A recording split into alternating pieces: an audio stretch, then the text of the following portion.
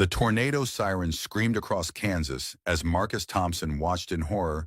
Three black SUVs had just pulled into his farmyard, and the woman stepping out of the lead vehicle wasn't the stranded traveler he'd rescued from the storm.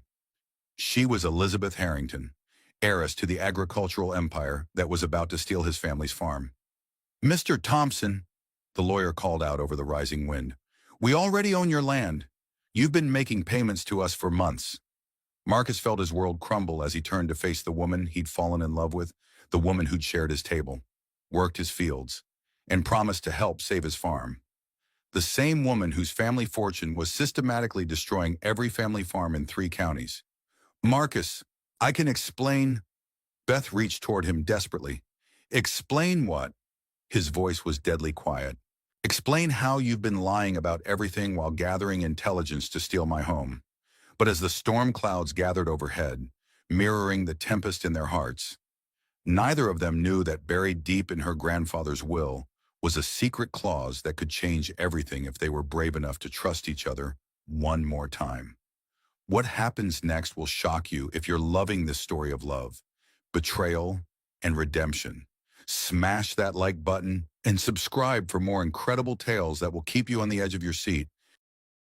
The tornado sirens wailed across Millbrook County as Marcus Thompson gripped the steering wheel of his weathered Ford pickup. Squinting through the apocalyptic darkness, rain hammered his windshield like bullets, and the wind threatened to lift his truck clean off Highway 34. He should have been home by now, should have been in his storm cellar riding out what the Weather Service was calling a potentially catastrophic supercell. Instead, he was driving through hell itself because old Mrs. Patterson's prize bull had broken through the fence again. Lightning split the sky in jagged white veins, illuminating the landscape in stark, terrifying flashes. That's when he saw her, a figure hunched beside a silver sedan, tilted at a dangerous angle in the roadside ditch. Water already rising around the vehicle's doors. Marcus didn't hesitate. In farm country, you stop for anyone in trouble. No questions asked. It was the code his grandfather had lived by, his father had died by, and Marcus wouldn't break it now. He pulled over, emergency flashers cutting through the storm's fury. The woman looked up as his headlights found her mid-30s, maybe, with dark hair plastered to her skull and designer clothes that marked her as city folk. She was shivering violently, her expensive-looking purse clutched against her chest like a life preserver. "Ma'am!" Marcus shouted over the wind, jogging toward her. "You hurt?" "I'm okay," she called back, her voice barely audible above the storm's roar. "But my car, the engine died when I hit the water." Marcus glanced at the sedan. Even if the engine worked, the vehicle was nose deep in what would soon be a raging creek. "We need to get you out of here. This whole area floods in weather like this." Without waiting for a response, he grabbed her arm and guided her toward his truck. She stumbled once, her city shoes no match for the muddy terrain, but Marcus steadied her. Up close, he noticed her hands soft, manicured, clearly unused to physical labor. Chicago tourist, maybe, or a business traveler who'd taken a wrong turn trying to avoid the interstate traffic. "Thank you," she gasped as they reached his truck. "I thought I was going to die out there." "Not on my watch," Marcus replied, helping her into the passenger seat. "I'm Marcus Thompson. This is my stretch of road." "Beth," she said, accepting the thick farm jacket he pulled from behind the seat. "Beth Wilson. I was driving from Topeka to Kansas City when the storm hit. GPS said this was a shortcut." Marcus started the engine, already planning the route home. The main roads would be underwater by now, but he knew every back trail and farm road in the county. "GPS doesn't account for Kansas weather," he said with a slight smile. "Welcome to Tornado Alley, Miss Wilson." The drive to his farmhouse took 20 minutes through terrain that would have been impassable to anyone who didn't know it intimately. Beth sat quietly beside him, occasionally gripping the door handle when the truck bounced through a particularly deep puddle or climbed a steep, muddy incline through the chaos of rain and wind. Marcus found himself stealing glances at her. There was something unusual about this woman, a quality he couldn't quite place. She seemed fragile and strong at the same time, like expensive glass that had somehow survived a fall. The Thompson farmhouse appeared through the storm like a lighthouse, its windows glowing warm and yellow against the dark.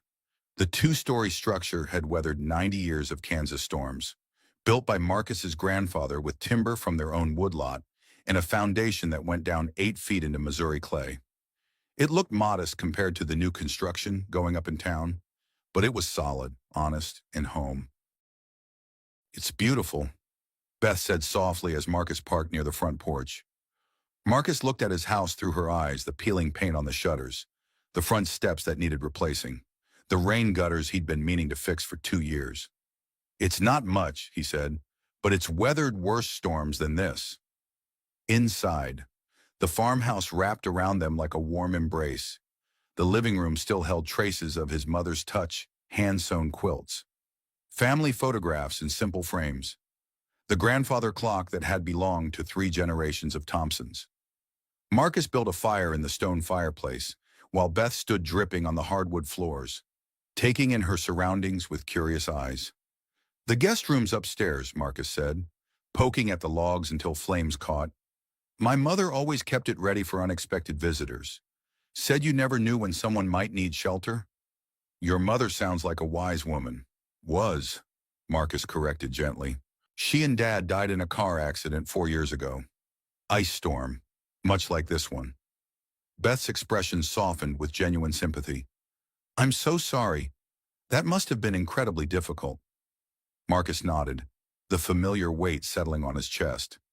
"They left me the farm, the land, and about $50,000 in debt. But they also left me their values. Help your neighbors, work honest, and trust that good things come to those who deserve them." He showed Beth to the guest room, apologizing for the simple accommodations: his mother's old quilts, a dresser that had seen better decades, and a window that looked out over the cornfields. Beth assured him it was perfect, more comfortable than any hotel she'd stayed in recently. Marcus left her with towels and one of his mother's nightgowns, promising that breakfast would be ready when she woke up, alone in his own room. Marcus lay awake listening to the storm rage outside. Tomorrow he'd help her figure out her car situation, maybe drive her to town to catch a bus or rent another vehicle. But for tonight, she was safe under his roof, and that felt like the most important thing in the world. What Marcus didn't know was that 3 floors below, in the guest room that had once belonged to his mother, Elizabeth Harrington, not Beth Wilson, sat awake in the antique rocking chair, staring out at the storm-lashed fields with tears streaming down her cheeks. For the first time in her 30 years, she felt like she'd found something real, something honest, something that made the fortune she'd inherited feel like a burden instead of a blessing. Dawn broke clear and brilliant, as if the previous night's fury had been a fever dream. Marcus woke to the sound of bacon sizzling in his own kitchen and the aroma of fresh coffee drifting up the stairs. He dressed quickly and headed downstairs to find Beth still wearing his mother's nightgown and one of his old flannel shirts standing at the stove with a competence that surprised him. "Hope you don't mind," she said, glancing over her shoulder with a smile that transformed her entire face. "I'm an early riser, and I wanted to thank you properly for last night." Marcus surveyed the kitchen. She'd found the good plates, the ones his mother only used for Sunday dinners, and set them with care. Fresh orange juice sat in his mother's crystal pitcher, and she'd somehow located the cloth napkins he'd forgotten he owned. "Where did you learn to cook like this?" he asked, accepting a cup of coffee that was perfectly brewed. "My grandmother," Beth replied, a shadow crossing her face. "She raised me in Chicago after my parents, well, after they weren't around anymore. We didn't have much, but she made sure I knew my way around a kitchen." They ate breakfast as the morning sun painted the flooded fields in shades of gold and amber. Marcus found himself telling Beth about the farm, how his grandfather had cleared this land by hand, how his father had modernized the operation, how he was now struggling to keep it profitable in an economy that seemed designed to eliminate small farmers. "The bank's been patient," he admitted, surprised by his own openness. "But patience has limits. If this year's crop doesn't produce, I'll lose everything my family built." Beth listened with an intensity that made Marcus feel heard in a way he hadn't experienced since his parents' death. She asked thoughtful questions about crop rotation, soil management, and sustainable farming practices that revealed an understanding he wouldn't have expected from a city-dwelling secretary. "Would you show me around?" she asked as they finished eating. "I've never seen a working farm up close." The tour took most of the morning. Marcus led Beth through the barn where his cattle sheltered, past the chicken coop where Rhode Island Reds scratched in the dirt, and along the fence lines where his corn grew in neat, hopeful rows. She gamely navigated the muddy paths in borrowed boots, asking questions that revealed both genuine curiosity and surprising insight. "You rotate corn and soybeans?" she asked, studying a field where last year's soybean stubble poked through the soil. "Every other year," Marcus confirmed. "Soybeans fix nitrogen in the soil, makes the corn grow better. My grandfather figured that out long before it was fashionable." "That's brilliant," Beth said, and meant it. "Natural fertilization without chemical inputs. The profit margins must be better too." Marcus stopped walking and looked at her curiously. "That's not the kind of thing most people pick up on." Beth's cheeks colored slightly. I read a lot. Business magazines, agricultural reports. It's fascinating how farming intersects with economics, environmental science, even social policy." They paused at the top of a small hill that overlooked the entire Thompson, spread 150 acres of rolling farmland that had supported 3 generations. In the distance, Marcus could see the boundaries where his land met the properties of neighbors who'd become like family over the years. "It's perfect," Beth said softly, and Marcus heard something in her voice that made him turn to look at her. "It's home," he replied simply. What Marcus couldn't see was the internal war raging behind Beth's calm exterior. Every acre spread before them. Every story he told about his family's history. Every detail about the farm's operation, it all felt like a betrayal of the secret she carried. 3 days ago, her lawyer had informed her that she owned not just this hill they stood on, but virtually every piece of farmland visible from it, the Harrington Family Trust, inherited from a grandfather she'd never met, controlled over 15,000 acres across 8 states, including 90% of the agricultural land in Millbrook County, including. She was beginning to suspect the very ground beneath Marcus Thompson's feet. The next few days fell into a rhythm that felt natural to both of them. Marcus worked his daily routines feeding animals, checking irrigation systems, maintaining equipment while Beth helped wherever she could. She proved surprisingly adaptable, learning to gather eggs without getting pecked, to drive the old John Deere tractor in a straight line, and to identify problems with crops that Marcus had been dealing with all his life. "You're a natural at this," Marcus said on the 3rd morning, watching her successfully repair a section of fence that had been damaged in the storm. "Maybe I missed my calling," Beth replied, testing the tension on the wire. "There's something satisfying about working with your hands, seeing immediate results from your effort." Marcus studied her profile as she worked. There was more to Beth Wilson than met the eye. Her hands might be soft, but they were intelligent. Her clothes might be expensive, but she wore them without pretension. And despite claiming to be a secretary from Chicago, she had insights into farming, business, and land management that suggested a much broader education. That afternoon, while Marcus was in town picking up supplies, Beth made a decision that would change everything. She called her lawyer. "Martin, it's Elizabeth," she said, using the kitchen phone while watching through the window for any sign of Marcus's return. "Thank God," Martin Ashworth's voice crackled through the connection. "Do you have any idea how worried I've been? You missed 3 appointments, and there are decisions that need to be made about the Millbrook County acquisitions. And that's what I'm calling about," Beth said, her stomach churning. "I want you to stop all land purchases in this area immediately." Silence on the other end. "Then Elizabeth, we've discussed this. The agricultural consolidation project will increase the value of your holdings by 40% over 5 years. The small farmers can't compete with industrial agriculture anyway. We're simply accelerating an inevitable process. These aren't just numbers on a spreadsheet. Martin, these are people's homes, their families' histories. Elizabeth." Martin's voice carried the patronizing tone that had always made her feel like a child. "You're having an emotional reaction to something you don't understand. The Harrington Trust has specific mandates for growth and efficiency. Your grandfather's will was very clear about maximizing returns. Beth gripped the phone tighter. Whose land are we buying? Specifically, several properties. The Martinez Dairy Farm closed last month. They couldn't keep up with their mortgage after the drought. The Wilson place is under contract, and we're in negotiations for the Thompson Farm. Apparently, the owner is behind on his payments. The room spun around Beth. The Thompson Farm, Marcus's farm, the land she was standing on, the home that had sheltered her, the man who had saved her life. Her family's trust was destroying all of it. Elizabeth, are you there? Stop it, she whispered. Stop all of it. Don't buy another acre. I'm afraid that's not possible. Contracts have been signed. And more importantly, this is what your grandfather wanted.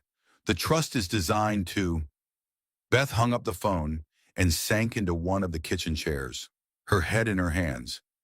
Everything Marcus had told her about losing the farm, about fighting to keep his family's legacy alive, he was fighting against her, against money that belonged to her, against a fortune she'd never asked for and didn't want. The sound of Marcus's truck in the driveway sent panic through her chest. She couldn't face him. Not yet. Not until she figured out how to fix this mess that evening. They sat on the front porch watching the sunset paint the sky in shades of orange and purple. Marcus had made dinner a simple meal of grilled chicken and vegetables from his garden, and they'd eaten in comfortable silence.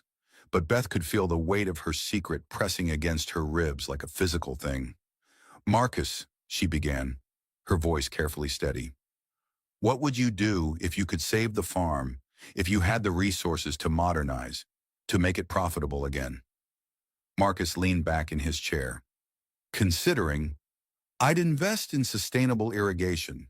Maybe start a farmers market cooperative with the neighbors. There's demand for organic produce, but we need better distribution channels. He paused, looking out over his fields. But mostly, I just want to know it would be here for the next generation.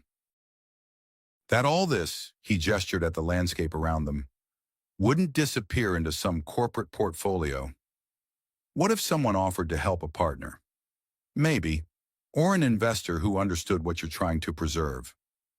Depends on the strings attached, Marcus said. I've seen what happens when outside money comes into farming. Usually, the farmer ends up as an employee on his own land. He turned to look at her. Why do you ask? Beth met his gaze, seeing honesty and trust in his eyes. Just curious about the business side of things. You make it sound so personal. Because it is personal, Marcus replied. This isn't just economics. It's about being connected to something bigger than yourself, about stewarding land for future generations. Corporate agriculture doesn't understand that. They see efficiency, profit margins, return on investment. They don't see the value in a farm that's been in one family for 90 years.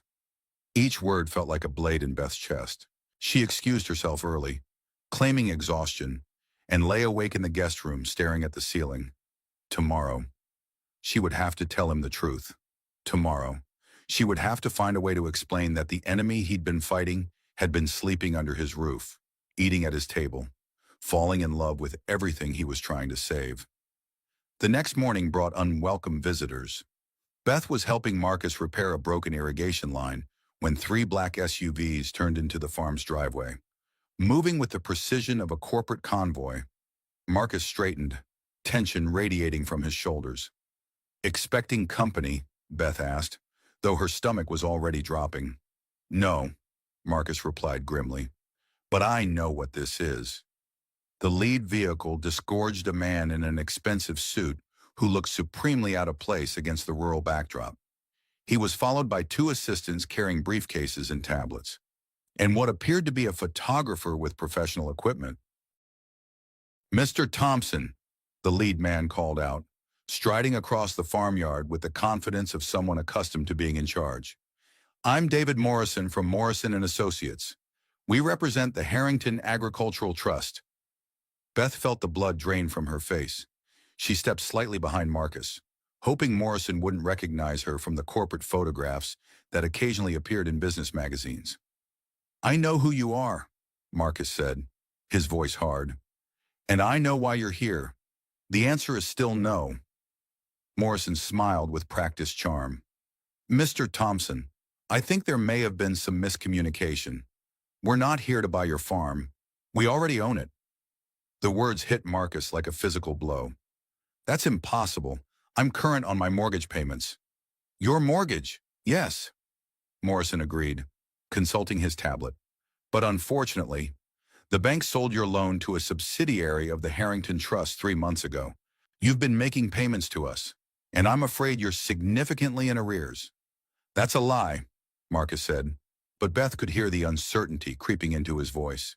Morrison handed him a thick folder of documents. "I'm afraid it's all quite legal. The good news is that the trust is prepared to offer you a generous settlement, enough to pay off your debts and start fresh somewhere else.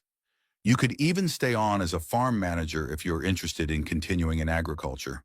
Beth watched Marcus's face cycle through confusion, anger, and growing despair as he examined the papers. Everything about the documents looked official, legally sound, and completely devastating. She knew, with sickening certainty, that Morrison was telling the truth. The Harrington Trust had bought Marcus's debt and was now foreclosing on the farm that had been in his family for 3 generations. "This can't be happening," Marcus said quietly. "I'm very sorry," Morrison replied, though his tone suggested otherwise. "But these decisions aren't made lightly. The trust has plans to consolidate this area into a more efficient agricultural operation. Your neighbors, the Martinez family and the Wilsons, have already agreed to sell. You're the last holdout." "Plans." Marcus's voice was rising. "This is my home, my family's home. And it will continue to be a productive farm," Morrison assured him. "Just under more efficient management. The trust believes in maximizing the agricultural potential of every acre." Beth felt like she was watching a nightmare unfold. Her money, her inheritance, was being used to destroy the very thing she'd come to love. She took a step forward, intending to stop this travesty. But Morrison's eyes found her, and his expression changed. "Miss Harrington." His voice was surprised but pleased. "I didn't expect to find you here. This is an unexpected pleasure." The name hung in the air like a curse. Marcus turned slowly to look at Beth, his face cycling through confusion, recognition, and finally devastating understanding. "Harrington," he repeated softly, "as in the Harrington Trust." Beth felt the world tilt beneath her feet. "Marcus, I can explain." "Explain what?" His voice was deadly quiet. "Explain how you're not Beth Wilson, secretary from Chicago. Explain how you're actually Elizabeth Harrington, the woman whose money is stealing my farm." "I didn't know," Beth said desperately. "I swear to you, I didn't know about any of this until—" "Until when?" Marcus demanded. "Until you'd gathered enough intelligence about my operation, until you'd figured out exactly how much this place was worth." Morrison was watching the exchange with growing interest. "Miss Harrington, I wasn't aware you were conducting a personal inspection of the property. Very thorough of you." "Shut up!" Beth snapped at Morrison, then turned back to Marcus. "Please, let me explain. I ran away from Chicago because I couldn't stand what my family's money was doing. I didn't know about the farm purchases until I called my lawyer yesterday. I tried to stop them." "Yesterday," Marcus's voice was hollow. "You've known since yesterday and said nothing." "I was trying to figure out how to tell you, how to fix this." "Fix this?" Marcus laughed bitterly.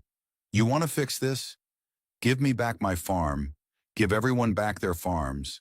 Stop pretending to be someone you're not." The pain in his eyes was unbearable. Beth could see everything they'd built together, the trust, the growing affection, the possibility of something real crumbling in real time. "Mr. Thompson," Morrison interjected, "if I might suggest—" "Get off my land," Marcus said quietly, but with such force that Morrison took a step back. "All of you, get off my land right now." "Actually," Morrison replied, recovering his composure, "it's Miss Harrington's land now, but we'll certainly respect your wishes regarding a transition timeline." Marcus looked at Beth one more time, and she saw something die in his expression. 5 years, he said quietly. I've been fighting to save this place for 5 years. Fighting banks, fighting weather, fighting an economy designed to crush people like me, but I never thought I was fighting someone who would look me in the eye and lie about who she was. Marcus, Beth reached toward him, but he stepped away. Don't, just don't. He walked toward the house, then stopped without turning around. I hope it was worth it, Miss Harrington. I hope whatever you learned here helps you sleep at night when you're counting your acres. Beth stood in the farmyard, tears streaming down her face, as Marcus disappeared into the house around her. Morrison and his team were already taking photographs and making notes, treating the farm like a commodity to be processed rather than a home to be cherished. Miss Harrington, Morrison said gently, perhaps we should discuss the transition plans back at the office. This is clearly an emotional situation. There won't be any transition, Beth said, her voice stronger than she felt. This farm stays with Mr. Thompson. Morrison's expression hardened slightly. I'm afraid that's not your decision to make. The trust has fiduciary responsibilities, legal obligations. I'm the beneficiary, Beth interrupted. This is my money, my inheritance, and I'm telling you to stop. Miss Harrington, with respect, you don't understand the complexities involved. Your grandfather's will establishes very specific guidelines for the trust's operations. The board of directors, your father included, have legal authority to, my father. Beth's voice was sharp. What does my father have to do with this? Morrison looked uncomfortable. Perhaps we should discuss this in a more appropriate setting. But Beth was done with secrets, done with being managed and protected from uncomfortable truths. Tell me now, what does my father have to do with the Harrington Trust? Morrison glanced around at his assistants, then sighed. Your father is the chairman of the Trust's board of directors. He's been overseeing the agricultural consolidation project personally. These farm acquisitions were his initiative. The ground seemed to drop away beneath Beth's feet. Richard Harrington, the man who had abandoned her and her mother when she was 3, who had left them to struggle in poverty while he built his business empire, had been using her inheritance to destroy farming families. Families like the one that had just taken her in and shown her more kindness than she'd known in years. Where is he? Beth asked quietly. Your father. He's at the regional office in Topeka, overseeing the consolidation project. Miss Harrington, are you quite all right? You look pale. You. Beth was already walking toward the house. She had to talk to Marcus, had to explain, had to find a way to make this right. But when she reached the front door, she found it locked. When she knocked, there was no answer. Marcus, please, she called through the door. Let me explain. Let me fix this. His voice came from somewhere inside, muffled but clear. You've done enough fixing, Miss Harrington. Time for you to go home. Beth sank down on the porch steps, her head in her hands. Home. She didn't even know where that was anymore. The Chicago penthouse she'd inherited felt like a prison. Her father's mansion was the home of a stranger, and this farmhouse, where she'd felt more herself than anywhere else in her life, was now closed to her forever. Morrison approached cautiously. Miss Harrington, perhaps we should arrange transportation back to the city. We have a helicopter standing by. Beth looked up at him, this representative of the world she'd been born into and had never chosen. Do you know what this place is worth, Mr. Morrison? The agricultural assessment values it at approximately $1.2 million, though the development potential could easily triple that figure. No, Beth said softly, standing up and looking out over the fields where she'd learned to see the world differently. You don't know what it's worth at all. She walked toward the waiting cars, leaving behind the only place she'd ever felt truly at home. But as she reached the lead vehicle, she made a decision that would change everything. Morrison, she said, turning back to face him, I want to meet with my father. Today. Of course. Miss Harrington, I'll arrange a meeting for next week. Today, Beth repeated, her voice carrying an authority she'd never used before. And I want to see the original will. My grandfather's will. Every page, every clause, every provision. Morrison looked uncertain. Miss Harrington, that's quite irregular. Mr. Morrison, Beth said quietly, but with unmistakable steel in her voice. I own this trust. I own these lands. I own everything my grandfather left behind. And I think it's time I understood exactly what that means. As the convoy pulled away from the Thompson farm, Beth stared back at the house until it disappeared from view. She could see Marcus standing at an upstairs window, watching them leave. Even from a distance, she could feel the weight of his pain, his betrayal, his shattered trust. But she could also feel something else building inside her, a determination forged in farmhouse kitchens and irrigation ditches, strengthened by morning chores and evening conversations on front porches. Marcus had shown her what was worth fighting for. Now she was going to fight for it, even if it meant going to war with her own family. The Harrington Agricultural Trust headquarters occupied 3 floors of a gleaming office building in downtown Topeka, its windows reflecting the Kansas sky like mirrors. Beth stood on the sidewalk looking up at it, feeling like David approaching Goliath's fortress. Somewhere in that building, her father was making decisions that would destroy more farms, more families, more communities like the one that had welcomed her. She walked through the lobby with Morrison trailing behind, his earlier confidence replaced by nervous uncertainty. Word of her arrival had clearly preceded them. Employees in expensive suits whispered as she passed, and security guards spoke quietly into their radios. The executive floor felt like entering another world entirely, one of marble floors, crystal chandeliers, and oil paintings that probably cost more than most farmers made in a year. At the end of a long hallway, massive oak doors marked the chairman's office. Morrison knocked once, then ushered her inside. Richard Harrington looked exactly like the newspaper photographs Beth had seen over the years, but older, grayer, with the kind of deep lines that came from carrying heavy responsibilities. He stood behind a desk the size of a small car, and for a moment, father and daughter simply stared at each other across 30 years of absence. Elizabeth, he said finally, his voice carefully neutral. You look like your mother. Don't, Beth replied sharply. Don't you dare mention her. Not after what you did to us. Richard's expression didn't change. I assume you're here about the Morrison County acquisitions. Morrison briefed me on your objections. Millbrook County, Beth corrected. And they're not objections. They're orders. Stop buying the farms. All of them. I'm afraid it's not that simple, Richard said, gesturing for her to sit in one of the leather chairs facing his desk. The trust has legal obligations, contractual commitments. Show me the will, Beth interrupted, remaining standing. Grandfather's will. I want to see exactly what he intended with this trust. Richard's eyes flickered with something that might have been respect. You've developed some backbone over the years. Very well. He pressed a button on his phone, and moments later, an assistant brought in a thick folder bound in legal ribbon. Richard opened it and spread several documents across his desk. Your grandfather, Charles Harrington, was a visionary. He began.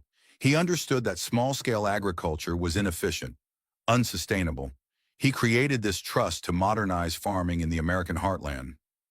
Beth leaned over the desk, scanning the dense legal language. Most of it was standard trust documentation, but one section caught her attention: purpose and intent of agricultural holdings. Read it aloud, she said, pointing to the paragraph.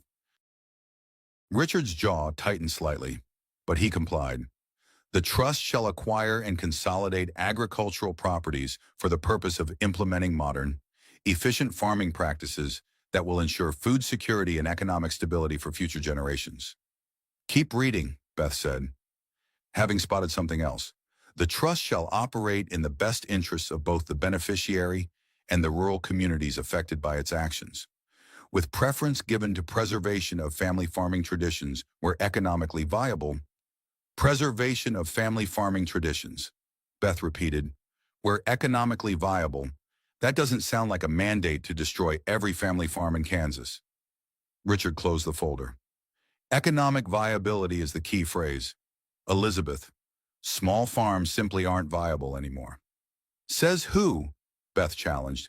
Have you actually visited these farms? Talked to the families, seen what they're producing? I don't need to visit them, Richard replied.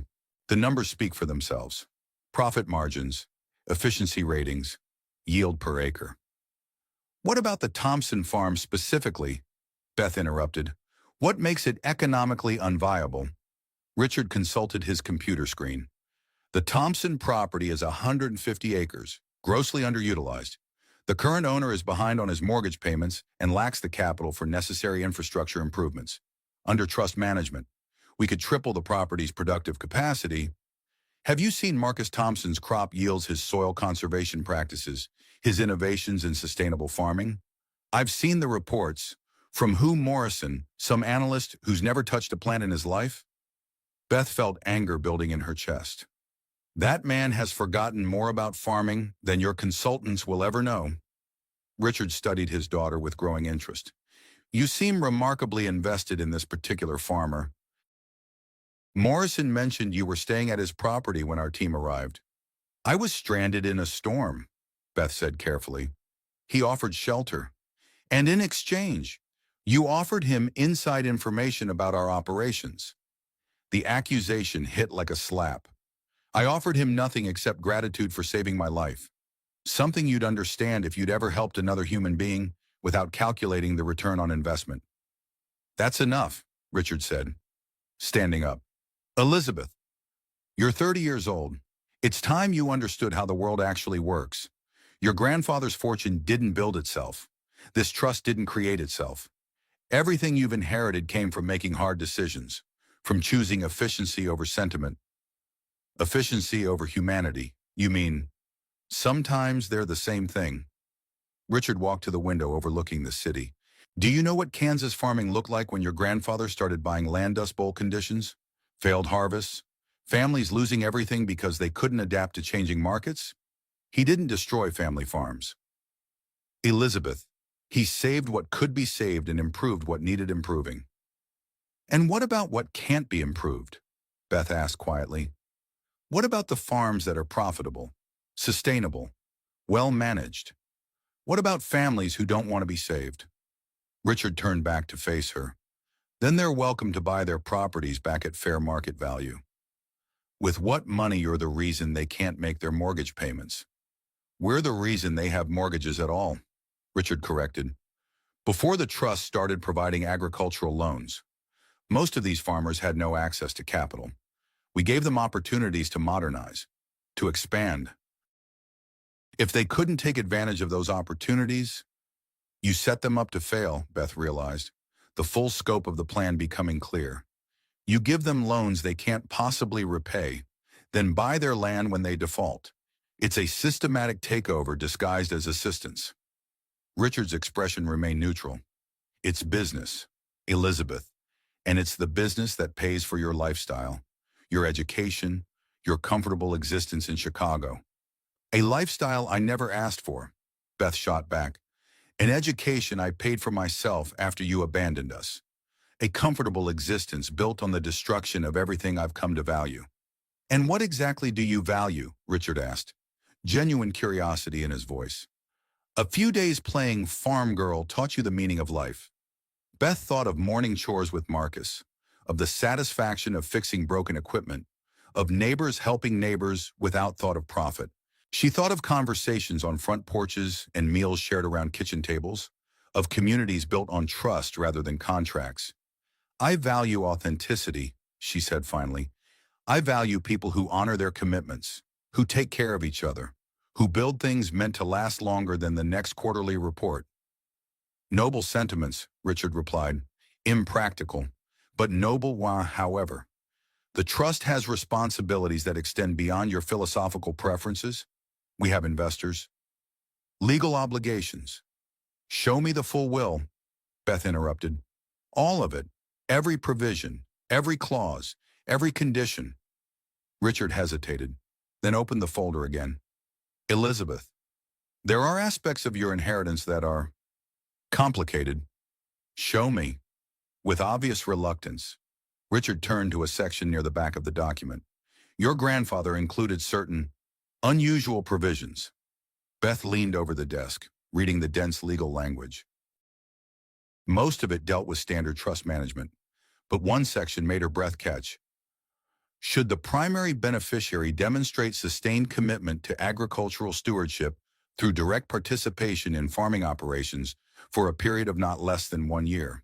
And should said beneficiary enter into marriage with a qualified agricultural practitioner? The trust shall be dissolved and all holdings returned to their original owners or their heirs at a price not to exceed the original purchase amount plus reasonable improvements. Beth read the passage 3 times, making sure she understood every word. This says if I work as a farmer for a year and marry another farmer, the trust dissolves and all the land goes back to the original families. It's an archaic provision, Richard said quickly. Your grandfather had romantic notions about preserving rural traditions. The clause is legally unenforceable because you've never let me know it existed. Beth finished. How many other archaic provisions are buried in this document? Richard's silence was answer enough.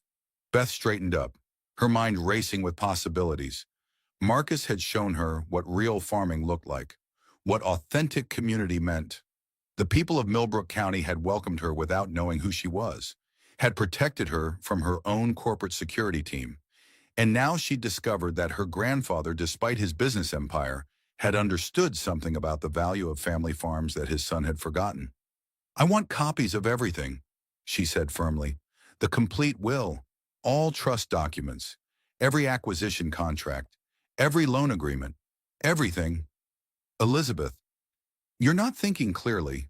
One romantic week on a farm doesn't qualify you to make decisions about a multi-billion-dollar trust. No, Beth interrupted, but 30 years of watching what money without purpose does to people's souls does qualify me. I'm the beneficiary, which means it's my decision to make. Richard studied his daughter with something approaching respect. And what decision is that? Beth thought of Marcus standing at his upstairs window, watching her leave. She thought of the trust in his eyes when he'd shared his dreams for the farm, and the pain when he learned who she really was. She thought of the life she could build in Millbrook County, if she was brave enough to claim it. I'm going to honor grandfather's will, she said. All of it, including the parts you've been hiding. The storm that hit Millbrook County 3 weeks later made the previous one look like a gentle spring shower. Weather services tracked it for days as it built strength across the Great Plains, a supercell system packing tornadoes, hail, and winds that could level buildings. The entire region was under emergency warnings, with mandatory evacuations for low-lying areas. Marcus stood in his farmyard, watching the apocalyptic sky with the practiced eye of someone who'd weathered Kansas storms his entire life. The livestock were secured in the reinforced barn. The equipment was moved to high ground, and his storm cellar was stocked with enough supplies to last a week. But none of that would matter if the tornado sirens now wailing across the county were accurate about the storm's projected path. He hadn't heard from Beth Elizabeth since the confrontation 3 weeks ago. The legal papers had arrived 2 days later, delivered by courier official foreclosure notices, eviction orders, and a generous buyout offer that would leave him debt-free but landless. He'd filed appeals, contacted agricultural advocacy groups, even reached out to local news stations, but everyone told him the same thing: the Harrington Trust had acted within their legal rights. The irony wasn't lost on him. The woman he'd rescued from a storm was about to destroy his life with the power of her inheritance, and now another storm was threatening to finish what her money had started. His phone rang as the first heavy raindrops began to fall. Marcus almost didn't answer, but the number looked familiar. Marcus! Beth's voice was barely audible over the rising wind. Thank God. Are you safe? Safe as anyone can be with an F4 tornado bearing down on them, Marcus replied, surprised by how his heart had jumped at the sound of her voice. What do you want? Elizabeth. I'm 10 miles out, but the roads are washing out. I need to talk to you. You're what? Marcus shouted over a crash of thunder. You're driving in this. Are you insane? Probably. Beth's voice crackled through the static. Marcus, I found something in my grandfather's will, a provision that changes everything, but I need to tell you in person.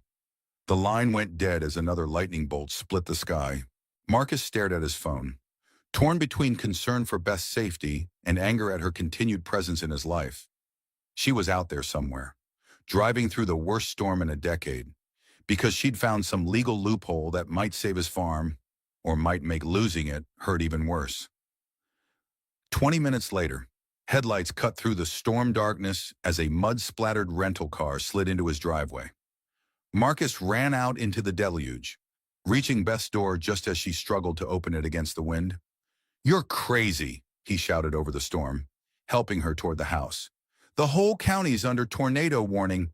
"I had to come," Beth shouted back, her hair whipping around her face. "I had to tell you what I found."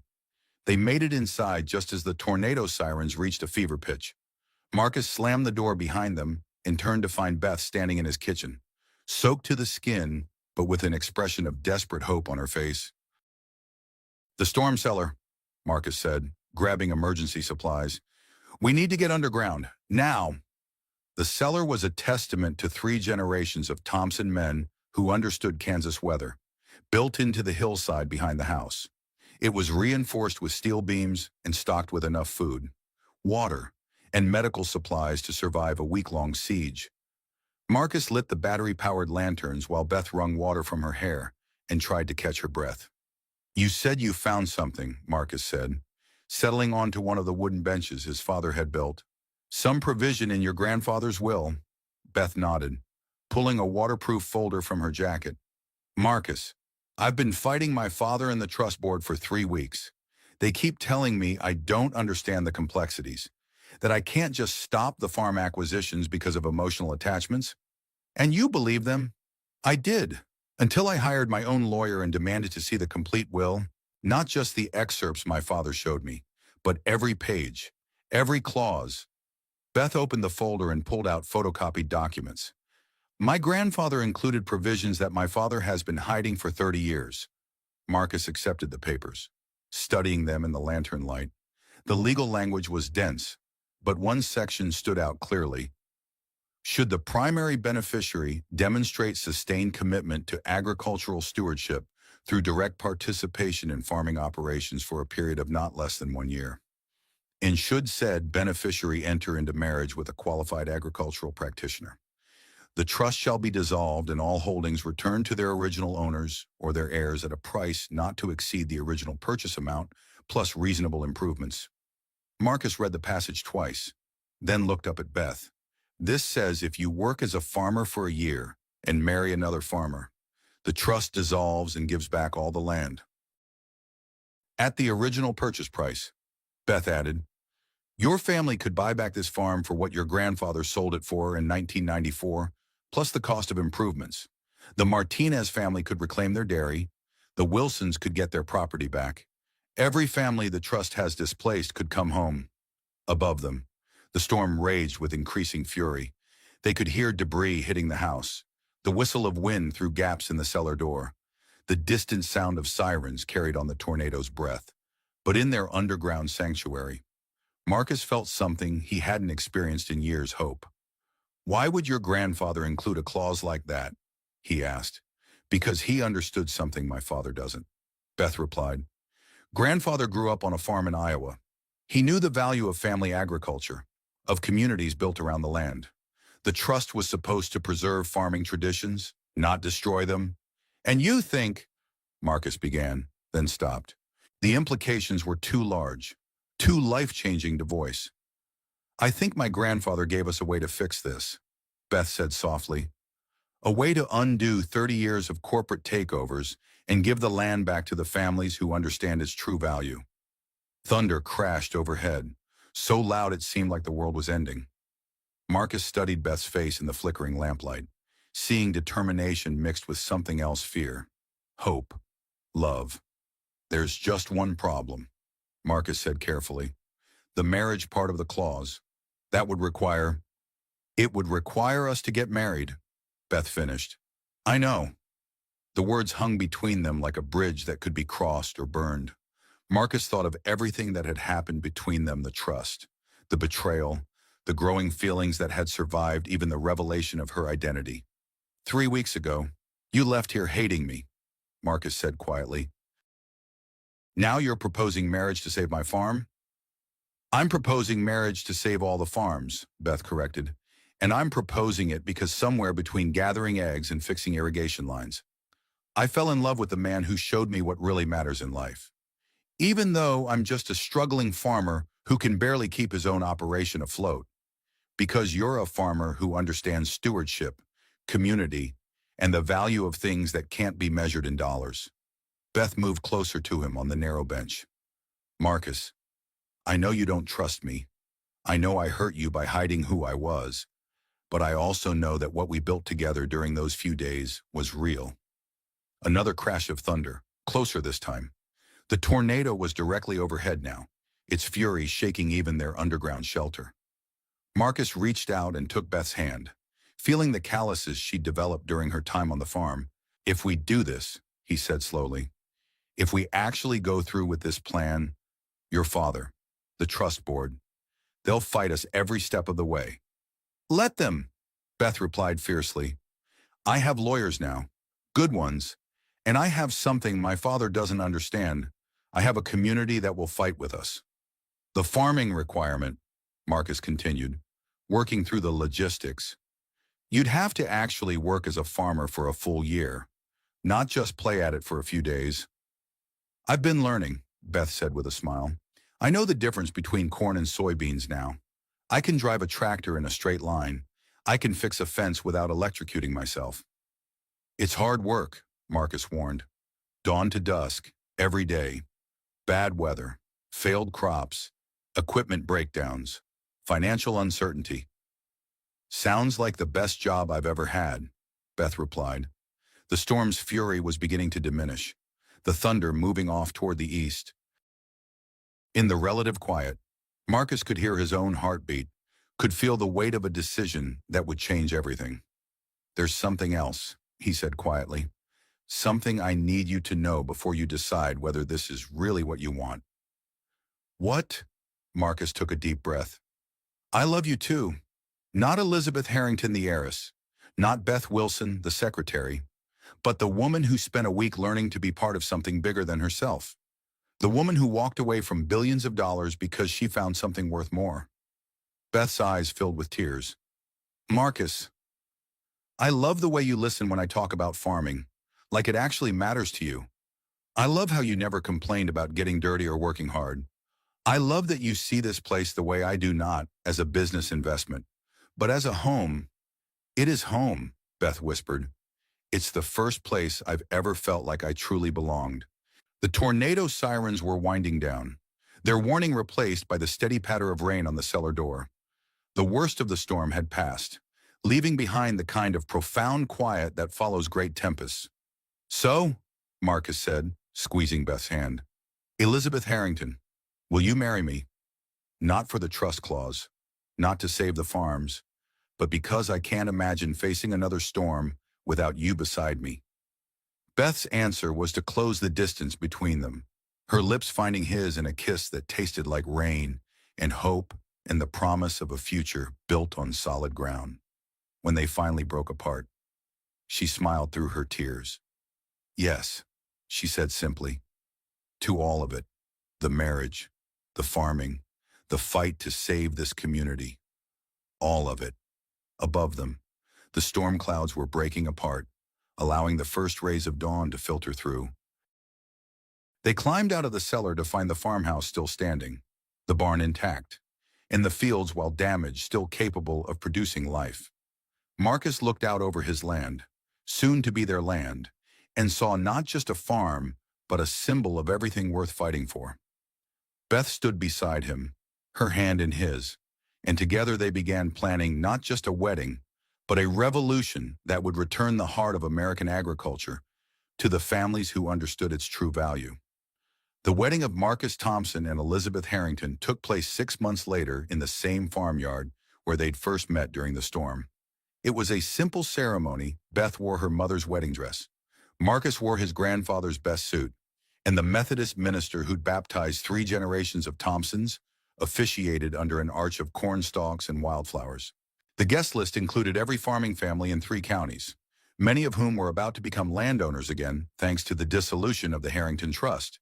The Martinez family had already broken ground on rebuilding their dairy operation. The Wilsons were planning an organic vegetable cooperative.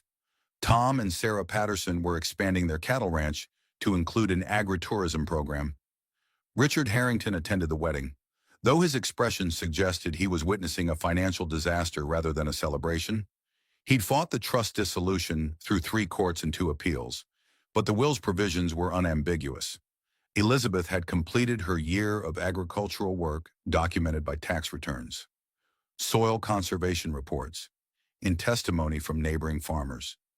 Her marriage to a qualified agricultural practitioner had been confirmed by Marcus's college degree in agricultural science and 20 years of successful farming experience.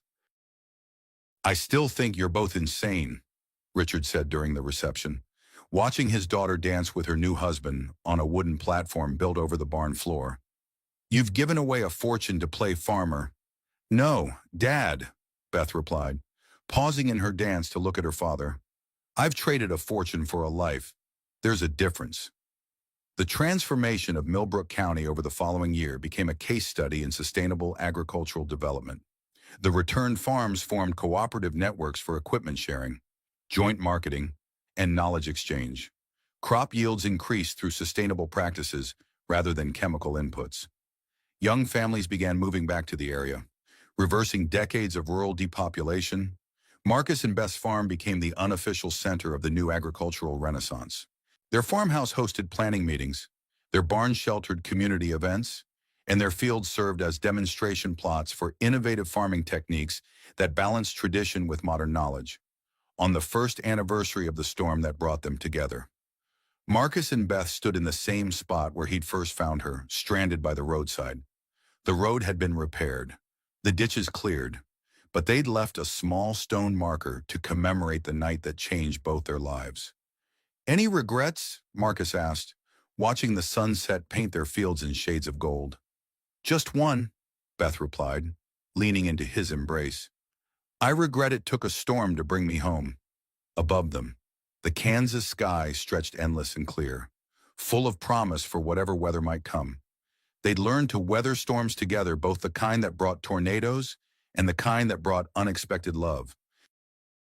And in a landscape dotted with farmhouses where 3 generations had built their lives on hope and hard work, they'd found something worth more than all the money in the world: a place to belong, work that mattered, and love that could survive any storm. The farms of Millbrook County continued to thrive, their success measured not in quarterly profits, but in children's laughter, in soil that grew richer each year, in communities strong enough to weather whatever storms the future might bring.